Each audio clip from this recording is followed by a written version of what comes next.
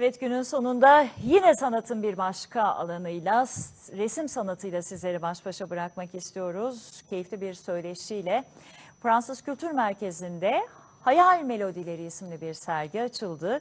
Genç Yetenekleri Güçlendirme Vakfı, Genç Yetenekler adı üzerinde tarafından hayat bulan bir sergi. Vakıf Başkanı Serkan Şahin'le ekibimizden Sertaç Darcan'ın röportajı Anıl Hacı Efendioğlu'nun görüntüleriyle ekranlarınıza gelecek ve bu haftada günceden bu keyifli söyleşiyle veda edeceğiz.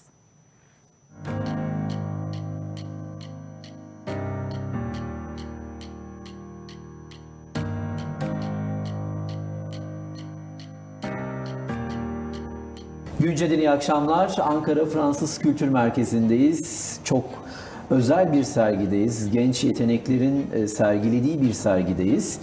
Çok değerli bir konuğum var bu akşam bizlerle. Genç Yetenekleri Güçlendirme Vakfı Başkanı sevgili Serkan Şahin bizimle. Programımıza hoş geldiniz. Hoş bulduk. Çok teşekkür ederim. Şimdi Carmen Operası'ndan esinlenerek yapılan bir sergideyiz. Genç yeteneklerin olduğu bir sergideyiz. Ve serginin adı da Hayal Melodileri sergisi. Evet. Öncelikle bu proje nasıl hayata geçti? Ne kadar bir sürede hayata geçti? Sizden dinleyelim. Evet. Çok teşekkür ederim ilginize.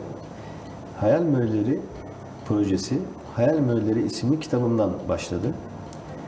Operaya olan özel ilgimden dolayı operayı anlatan bir kitap yazmayı düşündüm. Bu kitabı yazarken de içine resim katmayı düşündüm. Özellikle sanat eğitimi alan öğrencileri opera dinleterek, bu operayı anlamını bilmeden ve anlamını bilerek resim yapmalarını rica ettim.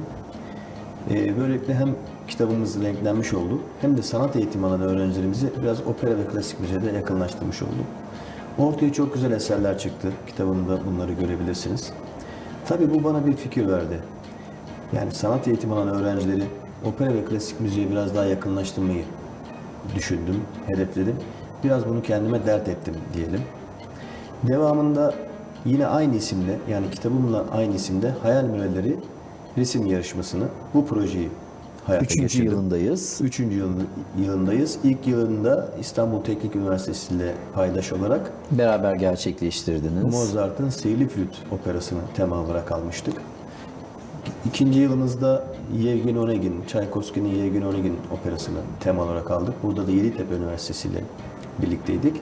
Bu yılda Carmen temasını aldık ve Eskişehir Anadolu Üniversitesi ile birlikte bunu gerçekleştirdik.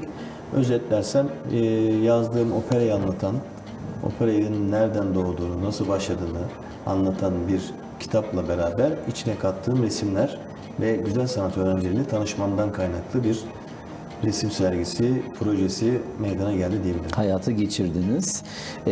Sanat ve operayı aslında bir arada tutmak ve onu daha da güçlendirme adına bir buluşma sergisi oldu aslında, değil mi? Tabii şimdi bu disiplinler arası bir proje diyoruz. Çünkü opera sanatının içerisinde aklınıza gelebilecek her türlü sanat var. Dekor var. Dekor yapmak için tabii ki plastik sanatlar ihtiyacınız var. Klasik müzik var, müzik sanatı var. Teatral bir sunum var, tiyatro var. Kısacası opera zaten bütün sanatları içeren bir eser. Tabii burada disiplinler arası bir proje derken biz burada resim sanatıyla müzik ve operayı bir araya getiriyoruz. Bunun da böyle bu şekilde devam etmesini sağlayacağız umarım. Bir farkındalık yarattınız bu sergiyle birlikte ve genç yeteneklere de aslında bir bakıma yol göstermiş olduğunuz bir ışık tutma açısından da, değil mi? Evet. Aslında çok önemli bir rol üstlenmiş oldunuz. Çok önemli bir şeye temas ettiniz. Teşekkür ederim. Biz bunu Genç Yetenekleri Güçlenme Vakfı kimliği Evet. altında yapıyoruz. Bu yaptığımız proje bir sivil toplum kuruluşu, kar amacı gütmeyen bir toplum kuruluşunun çatısı altında yapılıyor. Sonuç itibariyle Genç Yetenekleri Güçlenme Vakfı'nın odağı da sanat eğitimi alan öğrencileri desteklemek. Bu doğrultuda biz bu sergide gördüğünüz tüm eserler Van'dan Edirne'ye, Trabzon'dan Kütahya'ya, Ankara'dan İstanbul'dan türlü fakültelerden eserlerimiz var. Hepsi Carmen Operası'nı dinleyerek, tema olarak kabul ederek buraya getirdi. Ve biz bu sanat öğrencilerine odaklı bir çalışma yapan bir vakıf ve sivil toplum kuruluşuyuz. Bunu da belirtmek istedim. Teşekkür ederim. Biz teşekkür ederiz. Bu önemli adımlar aslında genç yetenekler için çok çok önemli bir yol gösterici. Şimdi elimde size ait bir sergiyle ilgili bir kitap var. Sergi kitapçığımız. Evet. Önce bunu bir konuşmak isterim.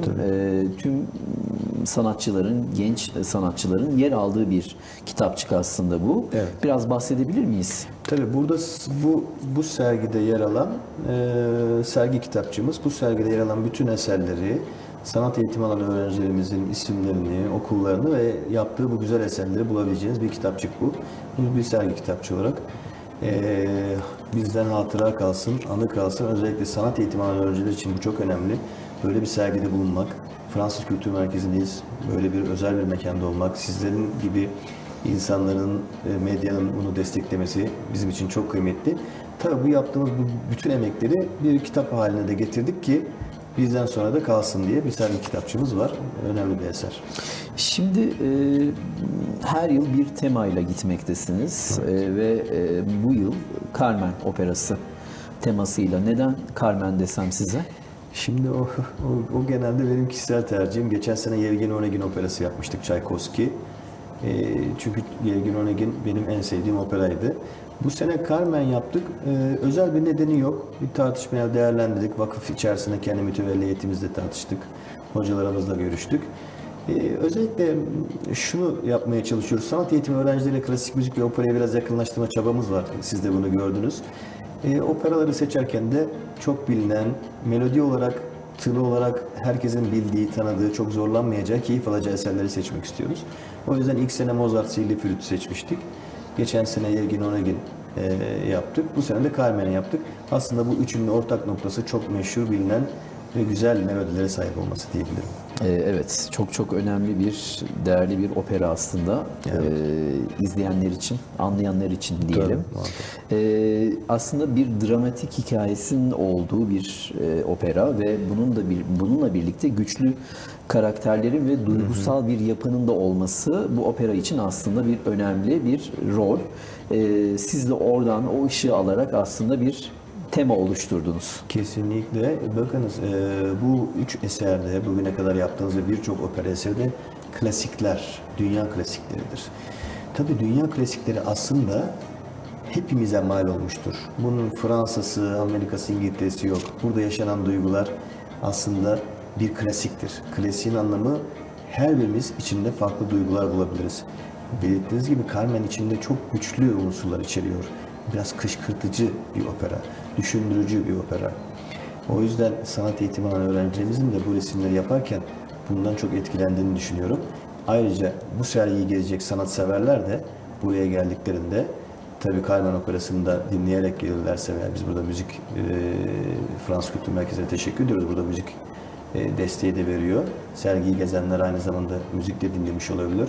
Bu Carmen Operası'nı, Carmen konusunu ve burada sanat eğitimi alan öğrencilerin çıkardıkları hayal gücünü, buradaki üretimlerini gördüğü zaman çok farklı duygularla buradan ayrılacaklarına eminim. Genç sanatçıları hangi kriterlere göre seçmektesiniz? Biz herkese duyuru yapıyoruz, açık bir duyuru yapıyoruz. Bütün Herkesin katılabileceği. Türkiye'deki sanat fakültelerindeki öğrencilerin katılabileceği, herkese açık duyuru yapıyoruz. Bu açıkçası onların tercihi. Biz vakıf olarak, Genç Yetenek ve Güçlenme Vakfı olarak çok değerli bir yarışma ve proje oluşturmaya çalışıyoruz. Yani yapabileceğimizin en iyisini yapmaya çalışıyoruz. Artık takdir sanat öğrencilerinin buraya katılıp katılmama gibi. Biz şu anda Fransız Kültür Merkezi'nde sizin gibi değerli kanallar, değer yorucularla birlikteysek bu bizim yaptığımız işi çok doğru yaptığımızın göstergesidir ve eminim ki sanat eğitimi alan öğrenciler de bunu takdir edecek ve bundan sonra katılmanı da arttıracaktır diye düşünüyorum. Bir görsel yansıma, aslında bir ana tema ve aslında bir nevi kültür elçiliği de yapmaktasınız. Hem yarışmayla hem sergilerle birlikte. Çok doğru. Burada mesela Fransız Kültür Merkezi ile işbirliği yaptık. Geçen sene Rus operası Yevgeni Onegin yaparken Rus konsolosluğuyla iletişimdeydik. Geçen sene birinci ve ikincimizi Rusya'ya gönderdik. Onlarla birlikte oradaki müzeleri gezdiler. Yani buradaki sanat eğitimi alan öğrencileri biz hem görünür kılıyoruz hem de onlara maddi manevi destek vermeye çalışırken projenin devamında da elimizden gelen desteği veriyoruz, geri çekilmiyoruz. Geçen sene yaptığımız bu bahsettiğiniz gibi kurumlarla olan işbirliğinden istifade ederek birinci ve ikinci arkadaşımızı Rusya'ya göndermiştik. Bu sene de Fransız Kültür Merkezi hem Ankara'da hem İstanbul'da bize kapısını açtı. Teşekkür ediyoruz. Öğrencilerimiz görünür oldu. Öğrencilerimizin eserleri satılıyor. Bu para tabii ki öğrencilerimize veriliyor. Onları destekliyoruz. Bu işbirliği ve bu kurumsal dayanışma çok aslında pozitif oluyor ve öğrencilerimize dokunmuş oluyoruz. Kaç sanatçı mevcut? Burada 30 eser var. 30 sanat eğitimi alan öğrencimizin eseri var. Her biri birbirinden kıymetli. 100'e yakın başvuru aldık. Kıymetli seçici kurulumuz bu 100 eserden 30'unu sergilemeye layık gördü. Şu anda 30 eserimiz var.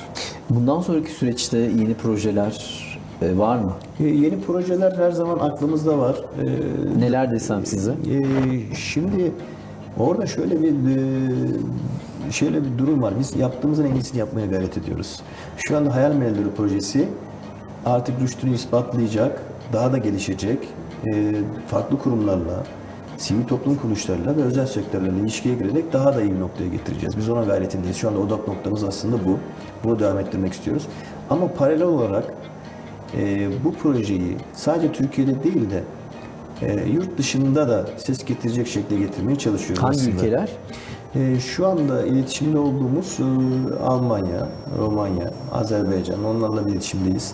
Yani projemizi biraz daha böyle yurt dışına açabilir miyiz? Onu Genişletme açısından. genişletmeye çalışıyoruz. Ama dediğim gibi yaptığımızın en iyisini yapmaya çalışıyoruz. Burada odağımız şu anda buradaki projemizi daha derinleştirmek, geliştirmek, paylaşmak. Biraz size dönelim. Neden? Bir kitabınız var elimde. Sohbet öncesi paylaştınız benimle. Hayal Melodileri. Evet. Operaya Yolculuk. Evet. Serkan Şahin'in kitabı. Evet. Seyircilerimize gösterelim. Teşekkürler. Şimdi bu kitap nasıl hayata geçti ve bize ne anlatmakta? Evet, bu kitap açıkçası uzun bir hikayesi var. Sizleri de çok sıkmak istemem ama ben İstanbul Teknik Üniversitesi'nde makine mühendisliği okudum. Bizim fakültemiz Gümüşsuyu'nda, Taksim'de. Her gün AKM, Atatürk Kültür Merkezi'nin önünden geçiyoruz. Orası da opera merkezi olarak kabul edebiliriz. Bir gün şans eseri oraya girdim ve operayla tanışmış oldum. Açıkçası bugün burada beraberce bu röportajı yapıyorsak o gün kapıdan girmemin Bir vesile oldu. vesilesi oldu. Ve bu kitabı oluşturmam kolay olmadı ama burada şunu anlatıyorum. Operayı en basit dille anlatan, operanın ne olduğunu, nereden çıktığını, neden sanatçılarımızın yüksek sesle kendilerini duyurmaya çalıştığını, alt detaylarını anlatan, içinde QR kod, Spotify gibi aynı zamanda eserleri dinleyebileceğiniz, anlayabileceğiniz bir eser ortaya çıktı. Daha günümüze özel. Evet, evet. Hiç sıkılmadan operaya olan bir bilgi dağarcığı diyelim. Tabii bunun içine resim katmak istedim. Açıkçası Hayal Meyilleri kitabından Hayal Meyilleri projesi doğmuş oldu. Kitabımın içinde sanat eğitimi alan öğrencilerin bir operayı anlamını bilmeden ve anlamını öğrendikten sonra olarak yaptığı eserleri bulacaksınız. Bu kitapla beraber Hayal Meyilleri projesi aslında yaşama geçmiş oldu. Operaya ilgilenen ve ilgilenmeyen, yani bilgi sahibi olmak isteyen herkese çok önerebileceğim basit dille anlatan bir kitap. Yazdığım bir kitap. Kitabınız harika, içerik anlamında çok önemli, yol gösterici ve ülkemizde birçok aslında sanata yatkın gençlerimiz yer almakta ve belki de hala sesini duyuramayan gençlerimiz var ve sizler aslında bir yol göstericisiniz bu konuda. Buradan bir mesaj, bir çağrı rica etsek sizden. Tabii şimdi bu çağrıyı iki tane kesme yapabiliriz. Öğrenci arkadaşlarımızı yapabiliriz. Öğrenci arkadaşlarımız çok yetenekliler. Yetenek ama bazen kazanca paraya dönmeyebilir ama bununla devam ettirmeleri lazım. Üretmeye ve çalışmaya devam etmeleri gerekir. Öğrenci arkadaşlarımız, özellikle sanat eğitimi alan öğrencilerimiz ileride öğretmen olabilirler veya sanat yaparken sanatçı konumuna gelebilirler. Bu çok önemli.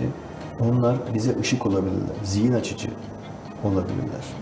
Şimdi üretim yapan bir sanatçıyla veya bir öğrenciyle beraber olduğunuz zaman o sürekli üretim yaptıkça siz de yanınızda ilham alırsınız. Hangi işle uğraşıyor olursa olun. Herhangi bir işle uğraşıyorsunuz. Başka bir iş yapıyorsunuz. Kasiyersiniz veya bir şey yapıyorsunuz, bir mühendissiniz, bir firmada çalışıyorsunuz. Ama bir sanat eğitimi alan öğrenciyle veya bir sanatçıyla beraber olduğunuz zaman onun bu üretiminden, o hayal etmesinden, paylaşmasından ilham almanız gerekir. Ve buradan öğrencilere seslenerek şunu ifade edebilirim ki siz yeteneklisiniz ama yetenek her şey değil, çalışmaya devam edip asıl misyonunuz ve göreviniz olan bu paylaşımları üretmeyi, hayal ettirmeyi devam ettirmeniz gereklidir. Sanatseverlere veya izleyicilere diyelim, buradan Bir mesaj, evet. şu olabilir. Bakınız burada sanat eğitimi alan öğrenciler ve sanat yapan insanlar ne yapıyorlar? Bir kere düşünüyorlar, kurguluyorlar, sonra hayal ediyorlar, sonra üretiyorlar ve sonra da paylaşıyorlar. Aslında toplumda buna ihtiyacımız var. Eğer siz sevgili sanatseverler ve izleyiciler toplumun düşünen, tartışan, hayal eden hale gelmesini istiyorsanız siz de buna destek vermelisiniz. Destek vereceğiniz en önemli kısım da burada sanat eğitimi alan öğrencilerdir. Siz sanat eğitimi alan öğrencileri desteklerseniz onları maddi veya manevi herhangi bir şekilde buraya gelip onları desteklemek, tebrik etmek, alkışlamak dahi yeterli olabilir. Siz bunu yaparsanız toplumumuzda sizin istediğiniz şekle, ortama gelebilir. Çok teşekkür ederiz bu özel projeyle bizleri buluşturduğunuz için ve genç yeteneklere yol gösterdiğiniz için tekrar çok teşekkür ederiz. Son olarak neler paylaşmak istersiniz? Ben çok teşekkür ediyorum. Sanat eğitimi alan öğrencilerimizi, Hayal Meyveleri projemizi, EMART Genç Yetenekleri Güçlenme Vakfımızı gündeme taşıdığınız için, bize zaman ayırdığınız için çok teşekkür ederim. Sağ olun. Çok teşekkürler.